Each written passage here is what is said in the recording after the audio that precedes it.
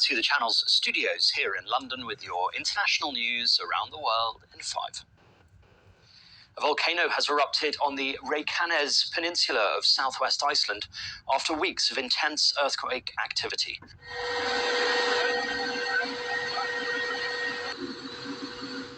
About 4,000 people were evacuated last month from Grindavik, a fishing town about 4 kilometers away. The Icelandic Met Office said the eruption started north of the town on Monday night. Iceland has been braced for volcanic activity for weeks. Since late October, the region around the capital Reykjavik has been experiencing an increase in earthquake activity. The eruption can be seen from Reykjavik, which is about 42 kilometers northeast of Grindavik. Og það hefur við gert áður og það munum við gera nú. Við munum Icelandic Prime Minister Katrin Jakobsdóttir said her country stood in support of the residents of the fishing town of Grindavik. Experts say the eruption has come partly as a surprise. Yes and no is the answer. So yes, because we did not expect it will start tonight.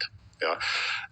No, because we have seen precursors since many weeks. Actually, since October, we have seen an inflation in the area. So the area has been undergoing an uplift and horizontal extension.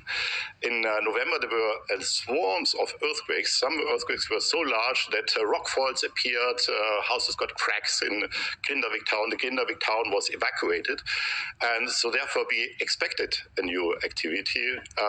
That it's happening tonight, this was not possible to forecast, but we could say there was a lot of magma stored at depth, and so this has now been mobilized and came to the surface. At least 126 people have been killed in northwest China in the country's deadliest earthquake for years. Here, CCTV capturing the moment customers eating inside a restaurant at Linxia City ran following the tremors. The 6.2 magnitude quake hit mountainous Gansu province around midnight, also shaking neighboring Qinghai. Fatalities may rise, with more than 700 reported in icy conditions. Chinese President Xi Jinping has ordered thousands of rescue crew to the region, among the poorest and most diverse in China. Attacks on commercial ships in the Red Sea risk pushing up the price of oil and other goods, analysts have warned. Several firms have paused shipments through the route after vessels were attacked by Houthi rebels in Yemen. The world's second largest shipping line, Maersk, said on Tuesday that it would reroute some of its vessels around Africa's Cape of Good Hope. The disruption has led the US to launch an international naval operation to protect ships in the Red Sea. Economists say the closure of the Suez Canal would be bad news for the global economy. Look at the numbers. The Suez Canal accounts for more than 10% of global trade, more than 30% of container transportation. So if this canal is really blocked, it means bad news for world trade, bad news for the global economy, and bad news for inflation.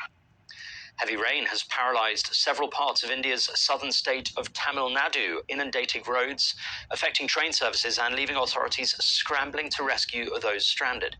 The deluge occurred while the state was still recovering from the damage caused by cyclone Michaung, which lashed the coast last month, killing at least 13 people. Tamil Nadu received almost 50 millimeters of rainfall between Sunday and Monday, compared with the 2.5 millimeters that would be normal at this time of year. More rainfall is predicted later. Brazil's First Lady, Rosângela Lula da Silva, has said she will sue Elon Musk-owned social platform X, formerly known as Twitter, after having her account hacked last week. Com aquele ataque. The alleged hacker entered Janja's